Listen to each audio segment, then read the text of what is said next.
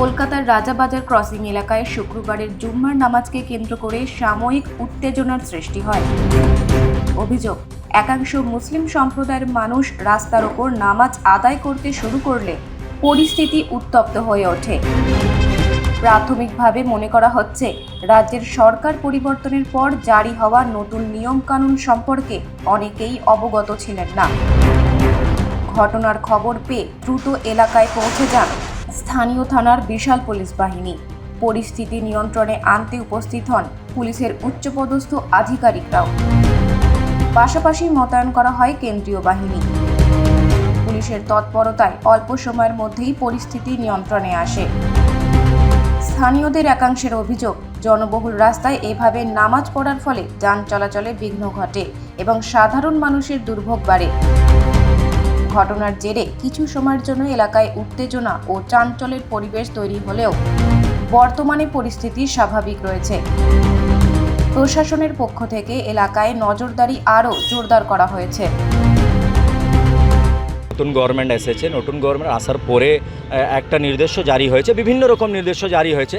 তার মধ্যে এটা একটা নির্দেশ ছিল, তার মধ্যে কি কোনো রিলিজিয়াস প্র্যাকটিস রাস্তা উপরে হবে না, রাস্তা ব্লক করে হবে না, কোনো রিলিজিয়াস প্র্যাকটিস, মানে যাই হিন্দু ভাই হোক বা মুসলিম ভাই হোক। তো এখন কোনো পূজার সময় চলছে না, কিন্তু আমাদের ফ্রাইডে প্রেয়ার রাস্তা উপরে হয়। মসজিদে এত বড় পপুলেশন আছে, মসজিদ কম আছে, এই জন্য রাস্তা উপরে হয়। তাদের জন্য আজকে ফার্স্ট ফ্রাইডে ছিল, এই জন্য পুলিশ পার্সোনাল একটু এটা করছিল কি এটা রাস্তা উপরে জানা না হয়, যে ওনাদেরকে একটা নির্দেশ ছিল। তার মধ্যে মসজিদ কমিটি আর এখানে যে সাধারণ মানুষ ভালো সবাই এটা কোঅপারেট করেছে। তার মধ্যে যে লোক অ্যাওয়্যার ছিল না ভালোভাবে, তার জন্যে একটু তর্ক বিতর্কর ব্যাপার হয়েছে, কেনা আমরা রাস্তা উপরে দিনগত দিন পড়তে আসছি, আজকে আমি পড়বো না কেন, এটা নিয়ে কিছু একটু তর্ক বিতর্ক হয়েছে, কোনো গণ্ডগোল হয়নি। গভর্নমেন্ট যা নির্দেশ দিয়েছে অবশ্যই ওটা ল অ্যান্ড অর্ডারকে মেনে দিয়েছে, আর ল অ্যান্ড অর্ডার করে ভালো করে দিয়েছে। যে নির্দেশ কানুনের মাধ্যম হবে, আইনের মাধ্যমে হবে, আইনকে ফলো করে হবে, সেটা অবশ্যই মানা হবে।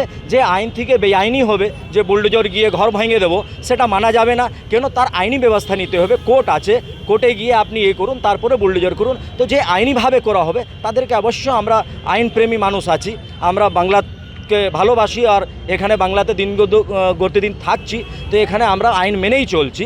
তো যে আইন মধ্যে হবে সেটা আমরা মানবো, যে বেআইনি হবে তাদের এগেন্স্টে আমরা গভর্নমেন্টকে ডিপোজিশন দেবো, যা আমাদের গভর্নমেন্ট সঙ্গে আইনিভাবে করতে হবে সেটা আমরা করবো।